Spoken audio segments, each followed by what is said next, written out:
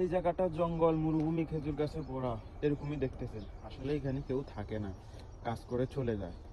কিন্তু এটার একটা বিশেষ কথা আছে, কি জানেন? আমি আপনাদেরকে দেখাইতেছি যে ওমানে আর কিছু থাকুক আর না থাকুক, মানুষের জন্য পানি পান করার জন্য একটা কুলার দেয়। এরকম একটা পানির কুলার দেয়।